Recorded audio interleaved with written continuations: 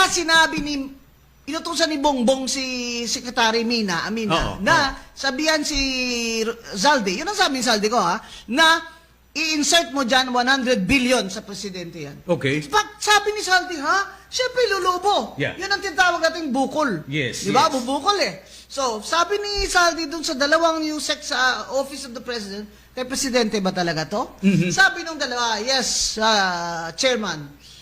Tinanong niya rin si Martin Romualdez, utos ba si ganito? Sabi ni Secretary Pangandaman, sabi ni Romualdez, what the President wants, the President gets. Okay. Kaya pinasok yung 100 billion na yan at ang SOP ni Bongbong ay 25% sa 100 billion.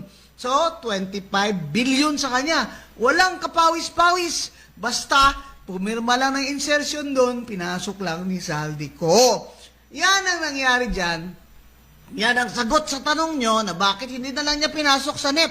Kasi hindi nga niya napasok doon sa DPWH eh. Di ba karambolan na doon eh, kanya-kanyang na doon, ibilihan eh.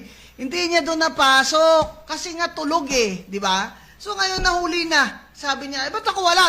Lahat na sa inyo. Sinabi niya, lahat in Tagalog daw lahat na kinuha nyo, wala na sa akin. Alright. Ganun siya magsalita. Okay. So, kaya ako the probability that is true is high. Kasi yung language na ginagamit, yun ang language. Ang language ni Romualdez in English, ganun ang language niya. And you know, Zaldi ko, utusan niya ni. Di ba? Kikita siya, pero atsoy talaga siya ni Romualdez.